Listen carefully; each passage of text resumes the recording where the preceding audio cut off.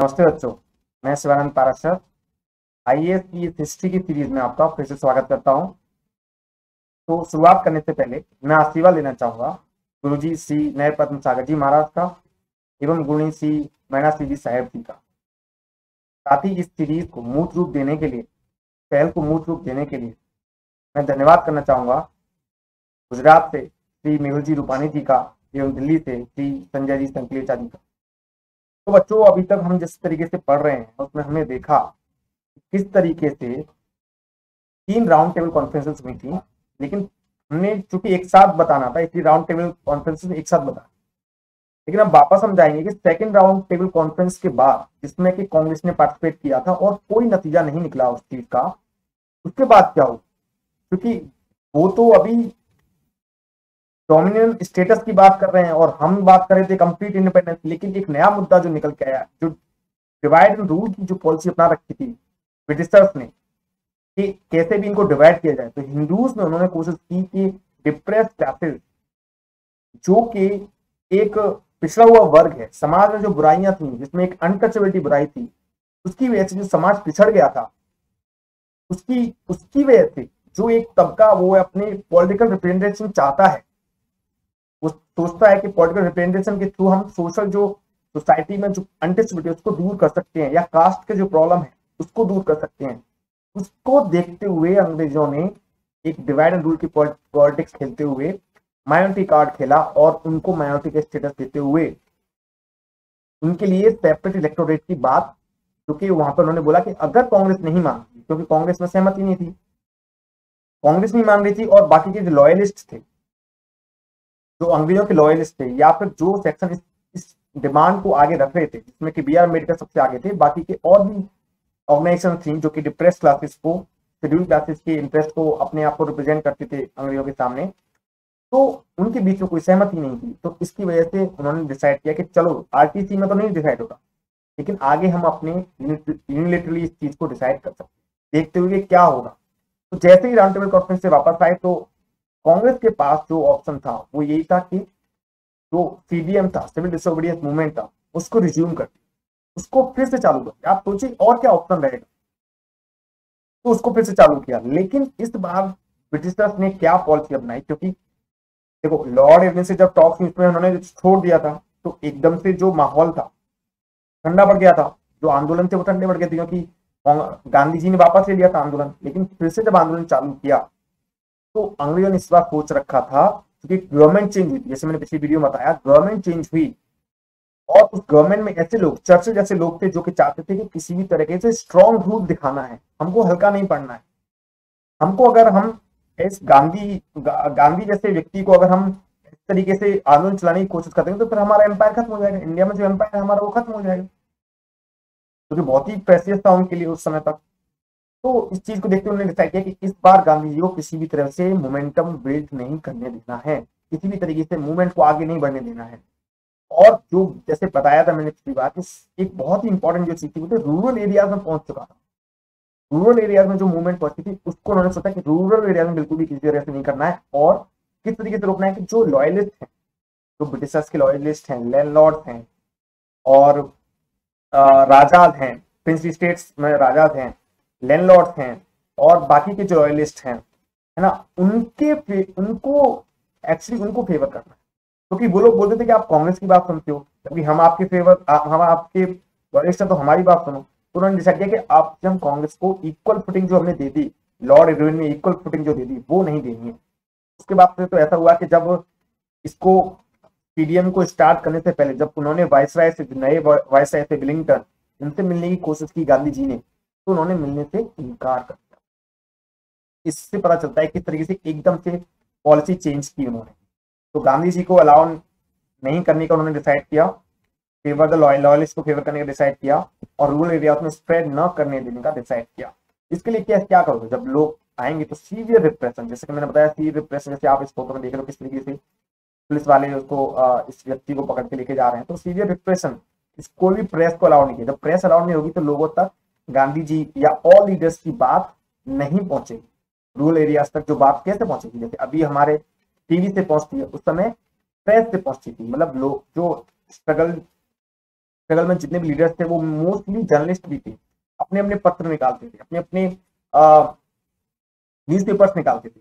तो उन पे पूरी तरह से गैग करके उनको पूरी तरह से रोक दिया, और जो लोग प्रोटेस्ट कर रहे थे तो वो किस तरीके से रोका जाए, उनकी प्रॉपर्टीज को कॉन्फिस्केट किया गया, है ना। और आश्रम जो था साबरमती आश्रम, उसको कैप्चर कर लिया। अब ये जो मतलब इस जो 1932 की बात है, ये 1932 से 1934 तक ये चला है। और भी कई सारी घटनाएं हुई, वो हम यहाँ पे डिस्कस नहीं करेंगे।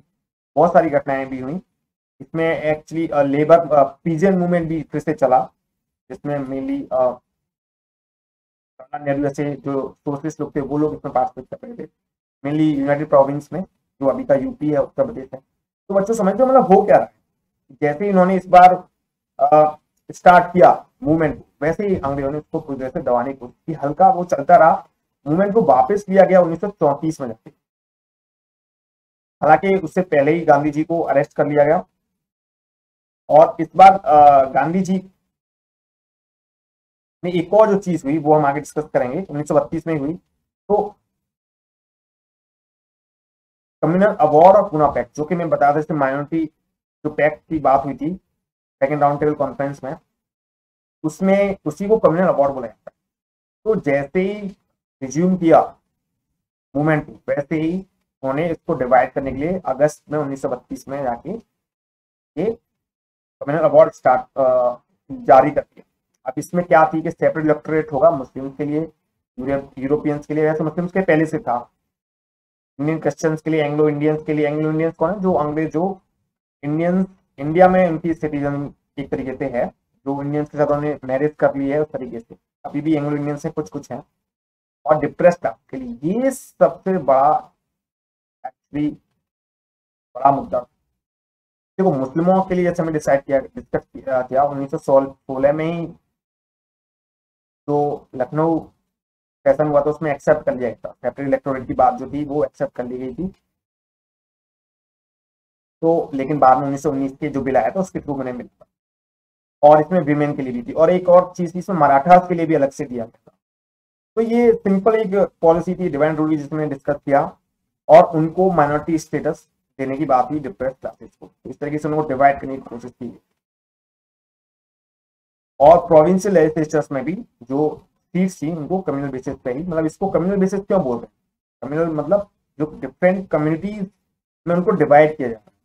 मतलब इंडियन क्रिश्चियंस को एक डिफरेंट कम्युनिटी माना जा रहा है, मुस्लिम्स को एक कम्युनिटी अलग है, यूरोपियंस की कम्युनिटी अलग है। इससे डिप्रेस क्लासेस को एक हिंदू कम्युनिटी का पार्ट न मान के उनको एक अलग कम्युनिटी का एक दर्जा दिया जाता है। इससे क्या होगा? सोसाइटी में डिवीजन होगा, है ना। और तो इस पे जो गांधी जी इस समय जेल में थे, इस पे गांधी जी ने पूरी तरह से अपना जो रुख अपनाया वो बहुत ही कड़ा रुख था। उनका कहना था कि ये जो तरीका है, क्योंकि इसके इंडियंस काफी पक्षधर थे, जैसे मेनली बी.आर. अम्बेडकर थे, आप इस फोटो में देख सकते हो। उनका कहना था कि ये जो तरीका आप कहना चाह रहे हो कि सेपरेट इलेक्टोरेट से अनटचेबिलिटी को दूर किया जा सकता है, समाज में उनका उत्थान किया जा सकता है, ये पॉसिबल नहीं है। इससे सिर्फ और सिर्फ आप जो उस समय जो बाकी के जो अभी जिनको अपर कास्ट बोला जाता है, उस समय उनको कास्ट हिंदू बोला जाता था। और जो अभी के लोअर कास्ट जिनको बोला जाता है, सो कॉल्ड लोअर कास्ट बोला जाता है, मतलब शेड्यूल कास्ट जो है, उनको उस समय अनटचेबल बोला जाता। ठीक है। तो जो उनका कहना था कि आप उनको अलग कर दोगे तो ऐसा नहीं है कि जो कास्ट हिंदूज हैं या जो अपर कास्ट हैं वो उनके साथ अनटचेबिलिटी डिस्क्रिमिनेशन खत्म कर दो। ऐसा कैसे पॉसिबल? उनका गांधी जी का कहना था कि अगर आपको खत्म करना है तो किसी भी तरीके से ये जो प्रथा है उसके अगेंस्ट थे, अनटचेबिलिटी के उन्होंने बहुत इसके लिए काम किया। उसको खत्म करने के लिए आपको जो कास्ट हिंदूज में जो प्रॉब्लम है, कास्ट हिंदूज का जो माइंड सेट है, उसको चेंज करना पड़ेगा। उन्होंने जो सदियों से चली आ रही इस प्रथाएं हैं, जो भेदभाव जिस तरीके से उनके साथ करते हैं, उसको दूर करना पड़ेगा, उनका ये कहना था। और अगर हम सेपरेट इलेक्टोरेट देते हैं तो इससे सिर्फ और सिर्फ उसको और मजबूत करोगे, उनके प्रति जो कास्ट हिंदू उनके प्रति और घृणा बढ़ेगी, वो अपनी एक अलग आइडेंटिटी बना लेंगे, है ना। तो जो जो आपस में जो होना चाहिए, जो भाईचारा बढ़ना चाहिए, मतलब उनके प्रति जो अनडिस्पिलिटी की जो माल प्रैक्टिस है जो रुकनी चाहिए, वो नहीं रुकी। क्योंकि आप उनको अलग कर दोगे, हिंदू से अलग कर दोगे। आप बोल रहे कि वो हिंदूज नहीं, वो माइनॉरिटीज, एक अलग कम्युनिटी, उनके इंटरेस्ट अलग है। अब इसमें एक बहुत बड़ा बच्चों एक डिबेट इसमें हुआ एक्चुअली गांधी जी और अंबेडकर के बीच में। वो तो बहुत पहले से भी चलता था, दोनों के व्यूज कास्ट के ऊपर, जाति प्रथा के ऊपर बहुत ही अलग, कंप्लीटली अलग थे। उसमें फिर मैं डिस्कस करूंगा बाद में पूना पैक्ट क्या हुआ और ये क्या हुआ, थोड़ा सा डिस्कस कर लेता हूं। उनका कहना था, अंबेडकर जी का कहना था कि जो अनटचेबिलिटी है, जो कास्ट जो है, जो अनटचेबिलिटी की प्रैक्टिस है या जो भी और बाकी डिस्क्रिमिनेटरी प्रैक्टिसेस हैं, वो सिर्फ इसलिए क्योंकि कास्ट है, जाति। उनका कहना था कि जाति को खत्म करना, एनिहिलेशन ऑफ कास्ट की वो बात करते थे। उन्होंने एक बहुत ही रेडिकल पत्र लिखा था, एनिहिलेशन ऑफ कास्ट, जो अभी बुक के रूप में आता है। आप उसे पढ़कर जब बड़े हो जाएं तो आप उसे पढ़कर देखना, उसमें किस तरीके से उनके व्यूज हैं, बहुत ही रेडिकल व्यूज हैं उनके। और उनका कहना था कि कास्ट को खत्म करना। जब गांधी जी का कहना था कि कास्ट को खत्म क्यों करना है, कास्ट को खत्म करोगे तो हिंदुइज्म खत्म हो जाए। कास्ट को अपने आप में खत्म वो प्रॉब्लम नहीं है, प्रॉब्लम है उसकी वजह से जो प्रैक्टिस हो रही है वो, तो उसको खत्म करना है। उनका कहना था कि ये पॉसिबल है कि कास्ट बनी रहे और उसके साथ ही अनटचेबिलिटी खत्म हो। जैसे अभी अभी अनटचेबिलिटी कहीं भी नहीं, अगर कहीं भी होती भी है तो कानून है ना। तो उनका कहना था कि अनटचेबिलिटी खत्म होना पॉसिबल है और उसका कोई स्पेसिफिक सेंक्शन नहीं, मतलब उसका आधार कोई शास्त्र नहीं है, किसी भी धर्म में, हिंदू धर्म में कहीं पे भी उसके बारे में नहीं है ना। उनका ये कहना था। तो उनका कहना था कि अगर हम कास्ट को खत्म करेंगे तो हिंदू धर्म खत्म, उनका ये कहना था। तो उनके लिए इंपॉर्टेंट था कि नहीं, कास्ट रहना चाहिए लेकिन हम अनटचेबिलिटी के लिए खिलाफ काम करेंगे। तो उसके बाद उन्होंने क्या किया, जैसे ही ये पूना पैक्ट हुआ, उसके बाद जब वो जेल से बाहर छूटे, उनको जब जेल से छोड़ा गया, तो उनके बाद उन्होंने इसी पे काम किया। तो पूरे देश में इसी के लिए चलने लगे, जगह जगह जाके लोगों से मिलने लगे, जगह जगह लोगों के सामने पास करते थे, लोगों को उनके जो अपर कास्ट थे उनके हृदय को चेंज करने की कोशिश उन्होंने करी।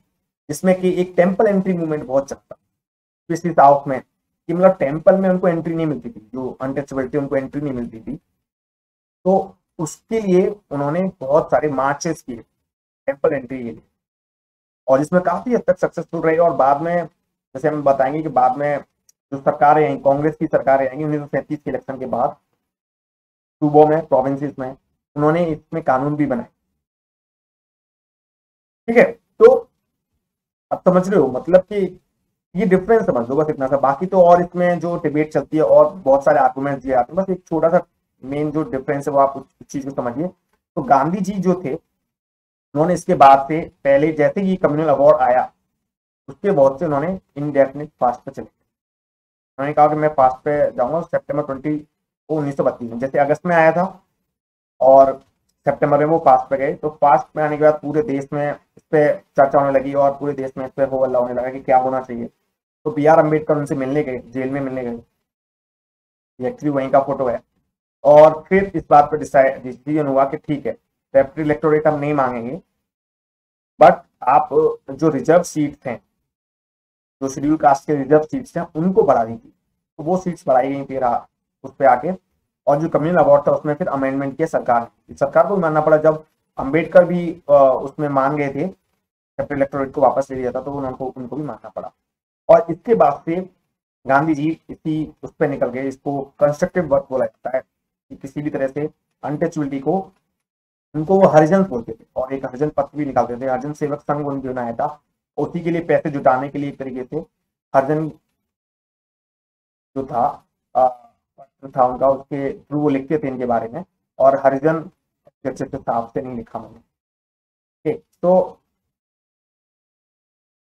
उनको हरिजन बोलते थे और उनके लिए उन्होंने वो पैदल उन्होंने बहुत यात्रा करी। अब देखो इसका फायदा क्या होगा।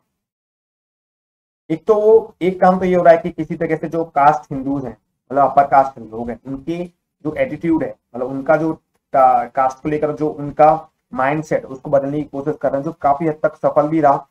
दूसरा, उसके थ्रू वो अपने उन लोगों को नेशनल जो स्ट्रगल है उसके थ्रू भी, उसके साथ भी जोड़ रहे हैं। ठीक है, अदरवाइज क्या होता, अगर हम माइनॉरिटीज को अलग कर देते तो वो सिर्फ अपने इंटरेस्ट के लिए लड़ाई लड़ते। और हो सकता है कि नेशनल, जिस तरीके से मुस्लिमों ने पार्टिसिपेट करना कम कर दिया था, उस तरह से माइनॉरिटीज भी, सॉरी हरिजन लोग भी, मैं भी माइनॉरिटीज बोल रहा हूँ, हरिजन लोग भी शायद उसमें पार्टिसिपेट ना करते तो जो नेशनल स्ट्रगल है वो एक हल्का पड़ता, वही अंग्रेज चाहते थे, राइट।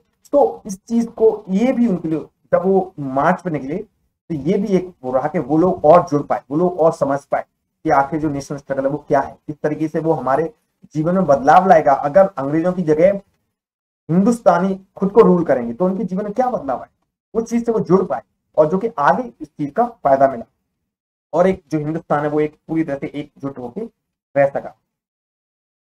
ठीक है, तो ये एक कम्युनल अवार्ड पूना एक्ट था जो काफी इंपॉर्टेंट है। देन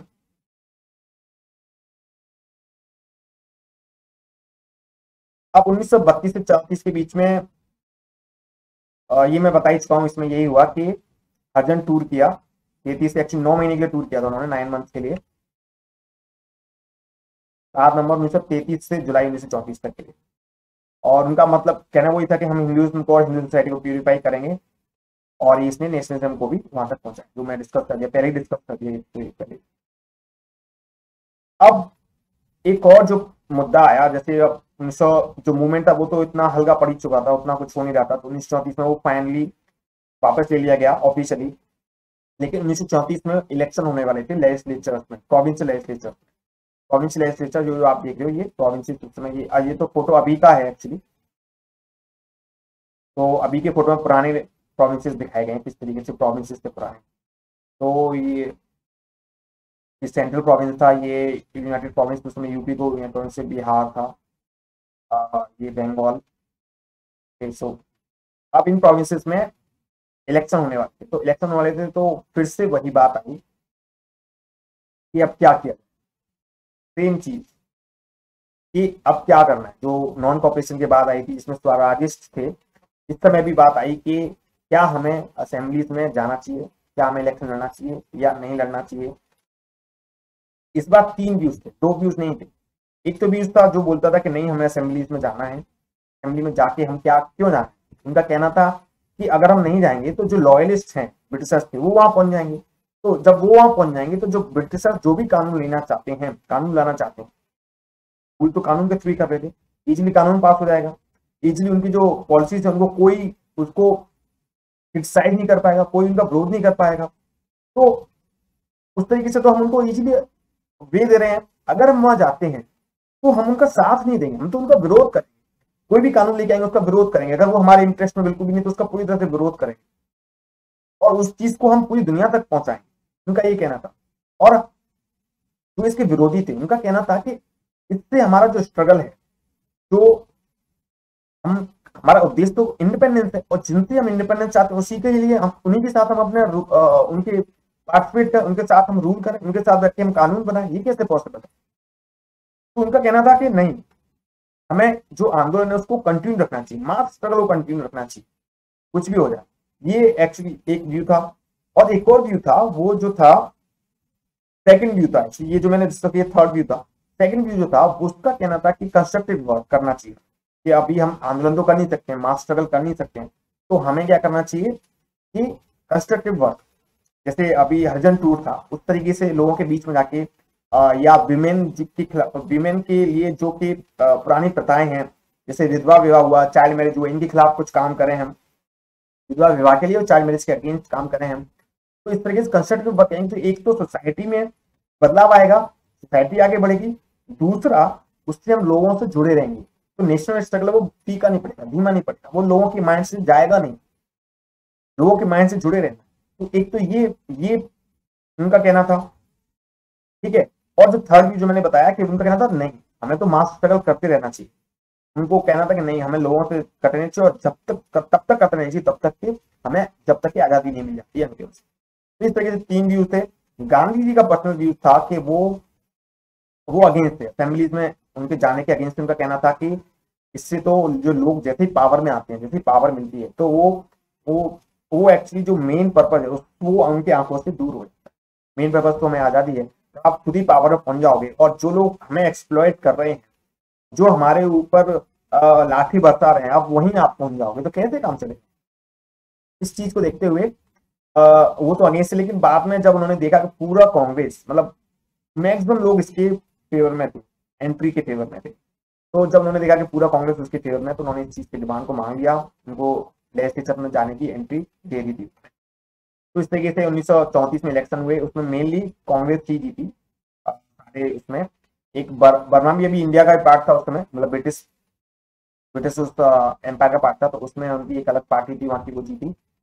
और ये एक और दो ये दो जो प्रोविंस हैं, ये दो प्रोविंस जो वहां पे आईएनसी नहीं जीती। ये बाकी आप देखते हो जो ब्लू ब्लू है वहां पे ये नेशनल कांग्रेस जीता। तो ये जो पार्टी, इसका नाम है कांग्रेस नेशनल पार्टी। ये एक्चुअली मदन मोहन मालवीय जी की पार्टी थी, कांग्रेस नेशनल पार्टी। और ये इंडियन नेशनल कांग्रेस जो अभी की जो कांग्रेस, मेन कांग्रेस जो गांधी जी वाली कांग्रेस। ओके सो, और ये जो देख रहे हो आप, ये प्रिंसली स्टेट जो मैं बार बार बोल रहा हूँ, प्रिंसली स्टेट, ये राजपुताना, राजस्थान जो है राजपुताना, और ये पटियाला हुआ है ना, ये जम्मू कश्मीर का उस समय राज था। ये असम किंगडम, यहाँ पे भी राज थे, प्रिंसली स्टेट्स थे। ये निजाम का हैदराबाद हो गया। ये मैसूर था, मैसूर। तो इस मैप में नाम नहीं लिखा हुआ है, बट ये एक्चुअली फिर यहाँ पे बड़ौदा था। इस तरीके से प्रिंसली स्टेट्स थे। तो इलेक्शन हुए, उसमें मेनली कांग्रेस जीत कर आई। फिर गवर्नमेंट ऑफ इंडिया, मतलब ब्रिटिश गवर्नमेंट एक एक्ट लेके आई, गवर्नमेंट ऑफ इंडिया एक्ट 1935, जिसमें कि काफी चीजें, अब काफी डिफरेंट चीजें हुई। और जो रेस्पॉन्सिबल गवर्नमेंट की बात ब्रिटिशर्स कहते आ रहे थे 1917 से, वो अभी इन्होंने उसको इम्प्लाई किया एक तरीके से प्रोविंसेस में। जो स्टेट थे जो हमने देखे, इसमें जो प्रोविंसेस थे, उनमें उन्होंने एक प्रोविंशियल ऑटोनॉमी दी। प्रोविंशियल ऑटोनॉमी क्या दी कि इससे पहले क्या था, 1919 में जो गवर्नमेंट ऑफ इंडिया एक्ट आया था, उसमें डायरेक्टरी थी। डायरेक्टरी क्या होता है कि जो सब्जेक्ट्स हैं, सब्जेक्ट्स क्या, जैसे एजुकेशन है, हेल्थ है, ये जो सब्जेक्ट्स थे डिवाइडेड थे। कुछ सब्जेक्ट्स पे गवर्नर को अधिकार था कानून बनाने, कुछ सब्जेक्ट्स पे जो लेजिस्लेचर में जो इलेक्ट होके आएंगे या नॉमिनेटेड मेंबर्स रहेंगे उनको अधिकार रहेगा बनाने का। अभी वो हटा दिया। अभी सारी सब्जेक्ट्स पे जो प्रोविंस की सब्जेक्ट्स हैं, पहले 3 तरह की सब्जेक्ट बना दी। अभी क्या होता है, जो भी हमारा अभी के संविधान में, वो actually government of India act से ही लिया गया है। 3 लिस्ट होती है। एक होती है यूनियन लिस्ट, उस समय के जो फेडरेशन लिस्ट थी, उस लिस्ट में जो भी विषय लिखे हुए हैं, जैसे डिफेंस रहेगा, फाइनेंस रहेगा, जो चीजें पूरे देश के लिए जरूरी है, वो चीजों पे कानून बनाने का अधिकार रहेगा। अभी जैसे सेंट्रल गवर्नमेंट है, उस समय जो फेडरल गवर्नमेंट होगी उसका। फिर होगी एक प्रोविंशियल लिस्ट, जो अभी की स्टेट लिस्ट है, उस पर प्रोविंसेस को कानून बनाने का अधिकार होगा। एक रहेगा कॉन्करेंट लिस्ट, जिसमें कि दोनों को अधिकार रहेगा कानून बनाने का। तो इस तरीके से जो सब स्टेट लिस्ट और कॉन्करेंट जो लिस्ट थी, उन पे प्रोविंसेस को कानून बनाने का अधिकार था। अभी अटॉर्नी का मतलब ये है कि जो इलेक्ट होके आएंगे, सारे मेंबर्स इलेक्टेड थे, नॉमिनेट नहीं रहेगा, इलेक्टेड होके आएंगे जो मेंबर, वो मेंबर्स जो है, वो उनको कानून बनाने का अधिकार होगा। और वो जो कानून जो बनाएंगे और जो एग्जीक्यूटिव है, कानून बनाएंगे, उसको इंप्लीमेंट कौन करेगा, एग्जीक्यूटिव होता है, लेजिस्लेटिव होता है, एग्जीक्यूटिव होता है। ये आप पॉलिटी में और अच्छे से पढ़ोगे। तो एग्जीक्यूटिव जो मिनिस्टर्स हैं, वो जब उसको इंप्लीमेंट करेंगे, तो वो पूरी तरह से एक तरीके से ऑटोनोमस है, उसको कानून बनाने के लिए और उसे इंप्लीमेंट करने के लिए। उनको गवर्नर की परमिशन नहीं चाहिए, गवर्नर को बल्कि वो माननी पड़ेगी बात। जैसे अभी क्या होता है, अभी का जो गवर्नर होता है वो काउंसिल ऑफ स्टेट जो होती है, काउंसिल ऑफ मिनिस्टर्स तो होती है, वो कोई भी कानून बनाए, कैबिनेट जो है, सीएम जो कोई भी कानून बनाता है, वो उनको, गवर्नर को उस पर साइन करने होते हैं, बस ऐसे कर दिया। तो एक बहुत बड़ी एक अटॉर्नी दे दी, जो कि 2 साल तक ही थी, 1937 से 1939 तक। वो हम देखेंगे उसमें क्या हुआ, क्या उसका असर रहा, क्या उसका नेशनल स्ट्रगल पे क्या असर पड़ा, वो सब आगे देखेंगे। तो ये एक प्रोविंशियल अटॉर्नी इंडिया को मिली, जो कि बहुत टाइम से जो डिमांड थी और जो कहते आ रहे थे अंग्रेज, हाँ आपको रेस्पॉन्सिबल गवर्नमेंट देंगे, रेस्पॉन्सिबल गवर्नमेंट देंगे, इसमें कि आप खुद को रूल कर पाओगे, तो प्रोविंसेस पे दिया गया। ओके, नाउ द एक सेंटर में क्या किया, उसको फेडरेशन बनाने की कोशिश की उन्होंने, किया कि जो प्रिंसली स्टेट्स हैं और बाकी की जो टेरिटरी जो ब्रिटिशर्स के अंडर डायरेक्टली अंडर रूल है, उनको मिला के फेडरेशन बनाएंगे, जिसमें कि प्रिंसली स्टेट से भी लोग उसमें आके बैठेंगे। लेकिन प्रिंसली स्टेट ने इसको ज्वाइन नहीं किया, जिसकी वजह से ये कभी इंप्लीमेंट नहीं हो पाया। ओके, बाकी और भी कुछ कुछ चीजें थी, लेकिन एक सबसे बड़ी इंपॉर्टेंट ये थी प्रोविंशियल ऑटोनॉमी की। अब जो डायरेक्टली की जो मैंने बताया, जिसमें कि 2 सब्जेक्ट थी, कुछ गवर्नर के लिए और कुछ मिनिस्टर्स के लिए, वो सेंटर में कर दिया गया। ओके, एंड इसमें कुछ स्टेट्स में 2 वो भी बना दी, जो अभी जैसे विधान परिषद होती है, काउंसिल जिसे बोलते हैं, लेजिस्लेचर काउंसिल, वो कुछ 6 स्टेट्स में ये बना दी गई थी इसी समय 1935 के बाद से। और 1935 से एक से ही सुप्रीम कोर्ट भी बना, फेडरल कोर्ट, और और भी कुछ कुछ चीजें थी। ज्वाइंट पब्लिक सर्विस कमीशन भी जो था 1935 के बाद जो आया, आरबीआई भी आया उसके बाद।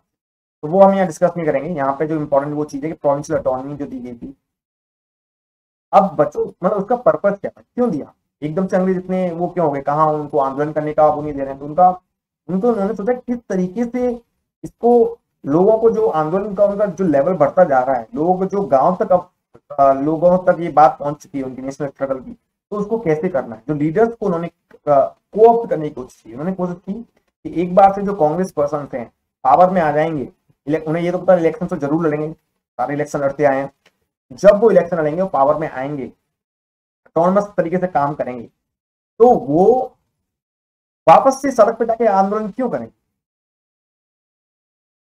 वो तो अब जो कानून बनाना है तो वो खुद हमारे साथ में मिलके रूल करने लग जाएंगे। तो ये उनकी एक इसमें सोच थी कि वापस से वो क्यों सड़क पे आके आंदोलन करेंगे। वो हम आगे देखेंगे ऐसा हुआ कि नहीं हुआ। फिर उनका कहना था कि जो अगर प्रोविंसेस में लीडर्स इमर्ज हो जाएंगे, जब वो पॉपुलर होने लग जाएंगे, जब वो काम करेंगे लोगों के लिए, जो कुछ भी करेंगे, जैसे अभी चीफ मिनिस्टर्स होते हैं वो अपने एरिया में पॉपुलर रहते हैं, या फिर वो एक पावर सेंटर बन जाते हैं। ओके, तो पावर सेंटर्स जब बन जाएंगे तो जो सेंटर में जो जैसे गांधी जी की पूरी पकड़ थी कांग्रेस पे, या और भी लीडर्स जो साथ में थे, वो धीमे धीमे कम होती। तो जब डिसीजन मेकिंग अगर आएगी तो डिसीजन मेकिंग उतनी इजीली नहीं होगी। तो ये उनका एक तरीका था कैसे इसको और वीक किया जाए। पर्पस था नेशनल स्ट्रगल को वीक करना, ना कि इंडियंस को सेल्फ रूल को परमिशन देना। तो ये उनका मेन पर्पस था। आगे हम देखेंगे कि कैसे 1937 के इलेक्शन हुए और उनके बाद से कैसे जो गवर्नमेंट उन्होंने किस तरीके से काम किया। 1935 का जो इंडियन एक्ट था उसको पूरी तरह से कांग्रेस ने नकारा था, लेकिन जब 1937 में प्रोविंस इलेक्शन की बात आई तो फिर से जो ओपिनियन थी कांग्रेस के अंदर वो डिवाइडेड थी। उसमें से लोग फिर से, एक सेक्शन था ये बोल रहा था कि हमें इनको एक्सेप्ट नहीं करना चाहिए, लेकिन वो ये मान रहे थे कि अभी ऐसा समय नहीं है कि हम मास मूवमेंट कर सकें, लेकिन वो इनको एक्सेप्ट करने के भी पक्ष में नहीं थे। लेकिन कुछ और लोग थे, दूसरा सेक्शन था, वो इस बात के लिए फिर से वही आर्गुमेंट दे रहा था कि अगर हम यहाँ पे नहीं जाएंगे, इस बार तो और ज्यादा पावर्स हैं, जैसे मैंने बताया इस बार तो और ज्यादा पावर्स हैं, प्रोविंशियल गवर्नमेंट जो बनेगी, जो मिनिस्ट्रीज बनेंगी उसमें और ज्यादा पावर्स है। तो अगर लॉयलिस्ट चले गए, अंग्रेजों के अगर लॉयलिस्ट वहां पर चले गए, जमींदारों के लॉयलिस्ट चले, जमींदारों के लोग चले गए, तो हमारी जो जनता है जिनके लिए हम अभी तक काम करते आए हैं उनको और ज्यादा मुश्किल होगी। हमारी सिविल लिबर्टीज के लिए, या फिर जो हमारे पीजेंट्स है उनका जो रेंट का बर्डन है हो सकता है और ज्यादा बढ़ जाए, जो डेट का प्रॉब्लम है और ज्यादा वर्क हो जाए, लेबर से उनके अधिकारों की और बात नहीं सुनी जाए। तो उनका कहना था कि अगर हम इनमें नहीं जाएंगे तो हम, हो सकता है कि हमें और ज्यादा परेशानी झेलनी पड़े। और जो उसके अगेंस्ट उनका यही सेम कहना था कि आप जाओगे तो हो सकता है कि पावर में आपको पावर एक बार मिले और आप फिर से, जैसा अंग्रेज चाहते थे कि आप फिर से मूवमेंट पे न जुड़ पाए, या फिर आप अंग्रेजों का सहयोग देने लगे। अंग्रेज जिस तरीके से, जिस एडमिनिस्ट्रेशन से हमें कंट्रोल कर रहे हैं, रूल कर रहे हैं, उसी के आप पार्ट हो जाओगे तो आप अंग्रेजों का सहयोग करोगे इन अ डिफरेंट मैनर।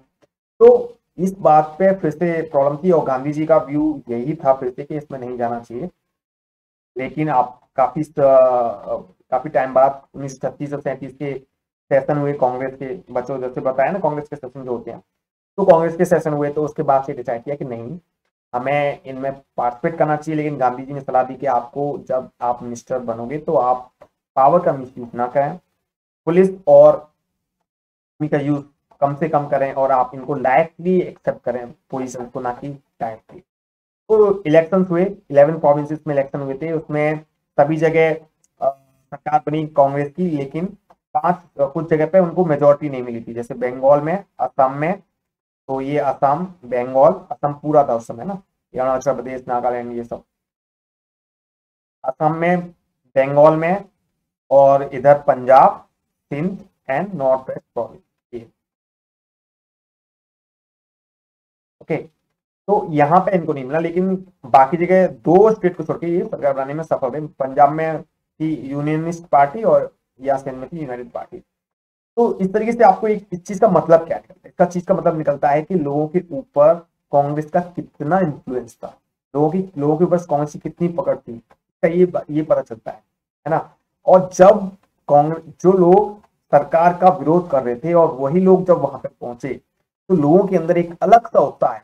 उनको लगा कि जिन जिन अधिकारियों के खिलाफ हम प्रोटेस्ट करते थे, जो एडमिनिस्ट्रेशन था, जो पुलिस थी, वो हमारे ऊपर इसमें पावर थी कि वो मिलिट्री पुलिस को भी, उनके ऊपर भी इनको कंट्रोल था।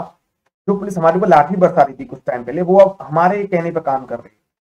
तो सीआईडी, उस समय भी एक सीआईडी थी जो खुफिया एजेंसी, सीआईडी जो हमें अभी तक हमारे को शेडोइंग करती थी, हमारी जांच पड़ताल करती थी, वो अब हमारे कहने के अंदर है। और जो आम लोग जो जुड़े हुए थे उन नेताओं से, जो लीडर्स, फ्रीडम फाइटर्स थे, उन लोगों को लगा कि अब हम यहाँ पे पहुंच गए, है ना।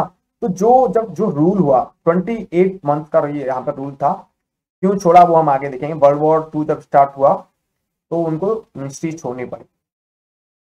तो जो एक्सपीरियंस रहा इंडियंस का मिनिस्ट्रीज में, वो एक मिला जुला असर रहा। उन्होंने काफी चीजों पे काम भी किया लोगों के लिए, और कुछ चीजें ऐसी हुई जिसमें कि पता चला कि जब पावर मिलेगी तो हो सकता है कि लोग पावर से करप्ट होने के चांस हो जाते हैं।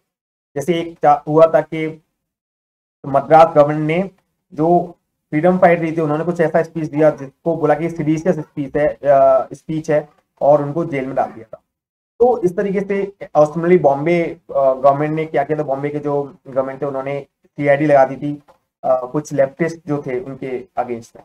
तो कुछ ऐसे नेगेटिव चीजें भी थी, लेकिन ज्यादा जो चीजें वो देश के लिए बहुत, मतलब लोगों के लिए बहुत अच्छी भी हुई। जैसे कि सिविल लिबर्टीज वाले फ्रंट, सिविल लिबर्टीज मतलब आजादी, लोगों को जो आजादी होनी चाहिए, नॉर्मल जो आजादी होनी चाहिए, बोलने की, इकट्ठा होने की, कुछ काम करने की, उस पर जो भी लॉज थे, गवर्नमेंट ने जो लॉज बना रखे थे कि इमरजेंसी पावर लगा सकती है, वो लॉज रिपील किए गए।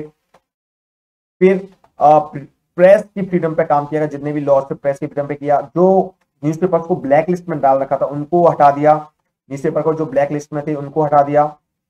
और जो जमीनें जो वापस नहीं मिली थी, जमीनें स्पेशली बॉम्बे प्रोविंस में जो जमीनें जो थी, जो सिविल डिसोबीडियंस मूवमेंट के समय पर जो जमीनें थी, उनको वापस किया गया। ठीक है, तो इस तरीके से सिविल लिबर्टीज के लिए गवर्नमेंट ने काम किया, जो कि इनके लिए करना आसान था। लेकिन एग्जिस्टिंग रिफॉर्म्स वाले फ्रंट पे काम करना उतना आसान नहीं था, क्योंकि इसमें स्टेट्स में ना, जैसे अभी विधान परिषद, लेजिस्लेचर काउंसिल्स हैं, उसमें भी काउंसिल थी, और काउंसिल में जो लोग थे वो लोग थे कि अगर वो एग्रीन रिफॉर्म्स करते तो वो उनके इंटरेस्ट के अगेंस्ट था। मेनली लैंड लॉर्ड थे, मनी लेंडर्स थे। तो उनकी वजह से बिहार जैसे जगह पे वो पास नहीं हो पाए, लॉज पास नहीं हो पाए, और उसमें बहुत समय लग रहा था, और 28 महीने का ही बस टाइम था, तो वो लॉज पास नहीं हो। बट फिर भी काफी कुछ काम किया, रेंट यूज करने पे काम किया गया, जो डेट का प्रॉब्लम था उस पर काम किया गया, काफी कुछ काम हुआ काफी प्रोविंसेस में। तो लोगों के, लेकिन जितना एक्सपेक्टेड था उतना नहीं हो पाया। और जैसे टेनेंट समझते हैं आप, टेनेंट मतलब जो जमीन किसी और की है उसको कोई और कर रहा है, जो टेनेंट्स होते हैं, और फिर उसके नीचे सब टेनेंट्स भी होते हैं। तो और लेबर जो है उनके लिए खास कुछ नहीं हो पाया, है ना। तो इस तरीके से इसमें मिला जुला सा रहा। सोशल वेलफेयर में हरिजन के लिए काम किया गया, उनकी एजुकेशन के लिए काम किया गया, लोगों की और बाकी एजुकेशन पे भी काम किया गया। प्रोविजन पे काम किया, लिक्कत का एक बहुत बड़ा प्रॉब्लम रहता था, तो लिक्कत प्रोविजन पे काम किया गया। इस तरीके से जो जो मिनिस्ट्रीज थी कांग्रेस की प्रोविंसेस में, उन्होंने मिला जुला असर रहा। लेकिन सबसे इंपॉर्टेंट जो बात थी वो ये थी कि इससे ये पता चला कि जो अंग्रेज हमें बोलते थे, पहले से बोलते आए कि Indians are not fit to rule themselves, that's why they are ruling over us. मतलब इंडियंस जो है खुद के ऊपर रूल कर ही नहीं सकते, वो एक इंफीरियर रेस है। लेकिन जब इसमें गए तो उन्होंने अच्छे से बताया किस तरीके से हम एफिशिएंटली काम कर सकते हैं, जिनके पास पहले से ये काम करने का कोई एक्सपीरियंस भी नहीं है, फिर भी अपने आप को अच्छे से रूल कर सकते हैं। मौका मिलेगा जब हमारे पास पावर आएगी तो लोगों को भी पता चला कि असल में फ्रीडम का मतलब क्या होगा। जब फुल फ्रीडम मिलेगी तो लोग, जब हमारे लोग वहां पे बैठेंगे, सरकार में बनाएंगे, तो किस तरीके से हमारे लिए काम कर पाएंगे। जैसे एग्रीन रिफॉर्म्स का अगर काम नहीं कर पाए, जमींदारियों के खिलाफ जो काम करना था, सच में काम होना चाहिए था, वो नहीं कर पाए, तो अगर पूरी फुल पावर के साथ अगर गवर्नमेंट आती है तो वो हमारे लिए क्या कर पाएंगे। ये एक बहुत, और सिविल लिबर्टी मतलब फ्रीडम क्या होती है, खुलकर जीने क्या होता है, ये चीज एक समझ में आई लोगों के लिए। क्योंकि बाद में जब फ्रीडम मूवमेंट आगे और बढ़ा तो उसमें लोगों ने और खुल के पार्टिसिपेट किया, लोगों को समझ सके कि आखिर क्या है। ठीक है। लेकिन एक नेगेटिव पार्ट भी देखा कि पावर जब आती है तो लोग किस तरीके से पावर को, जो अंग्रेज दिखाना चाहते थे पावर से, किस तरीके से लोग थोड़ा सा करप्शन आ सकता है, लोग जो है, जैसे आप न्यूज़पेपर में देखते हो क्या क्या हुआ था, जैसे कि इसमें टेम्पल एंट्री पे, हरिजनों के टेम्पल एंट्री पे काफी काम किया गया, मद्रास प्राइम मिनिस्टर ने प्रॉमिस किया था। ओके, सो जो नॉन कॉपरेशन देश के जो फाइन्स लगा रहे थे उनका रिफंड करे। सोचो 1920s के जो नॉन कॉपरेशन के थे उस समय की बात है। तो तो इस तरीके से ये मतलब मिनिस्ट्रीज का जो इश्यू था होता है। एक चीज और इसमें रही कि इसमें इससे पहले गवर्नमेंट ने जब कम्युनल अवार्ड आया था 1932 के बाद से, और सेपरेट इलेक्टोरेट दे दिया था। सेपरेट मतलब पहले से भी था, पर इसके बाद से और जब खुल के आया, तो जो डिवाइड एंड रूल की पॉलिसी थी, जिसकी वजह से एक बहुत बड़ा फैक्शन डेवलप हो गया था, जो मुस्लिम लीग थी वो खुल के बोलने लगी थी कि जो मुस्लिम्स हैं उनकी इंटरेस्ट यहाँ पे हम प्रोटेक्ट नहीं कर सकते हैं। जब ये प्रोविंसेस में गवर्नमेंट थी, तो उन्होंने फिर आरोप लगाया खुल के कि जो ये गवर्नमेंट थी, इन्होंने मुस्लिम के इंटरेस्ट के लिए कुछ काम नहीं किया है। तो जो दरार थी उसको और बढ़ाने के लिए उन्होंने ये एक इनके रूल को उनको ब्लेम करना स्टार्ट किया कि हमारे उर्दू का हमें आज़ादी नहीं मिली, या जो मुस्लिम के इंटरेस्ट थे उनको प्रोटेक्ट नहीं किया गया, हमारे कल्चर को प्रोटेक्ट नहीं किया। इस तरीके से उन लोगों ने मतलब एक पाकिस्तान की जो मांग थी वो खुल के अभी एकदम सामने नहीं, हम आगे डिस्कस करेंगे कब आया, 1 साल बाद उन्होंने खुल के बोला 1943 में बात की। लेकिन जो डिवाइड था मतलब इस समय काफी हद तक बहुत बढ़ चुका था। और जब इलेक्शन में हार हुई तो उनके बाद से मुस्लिम लीग ने ये डिसाइड किया कि अब तो हमें खुल के सामने पाकिस्तान की मांग करनी है। तो एक ये चीज, इसका एक नेगेटिव पॉइंट भी ये यहाँ पे डिस्कस करने का था। तो बच्चों आज इस वीडियो में अभी इतना ही। आगे फिर एक नया वीडियो लेके आएंगे, आगे क्या हुआ, क्या से क्या हुआ तो वो और आगे डिस्कस करेंगे। तब तक के लिए नमस्ते।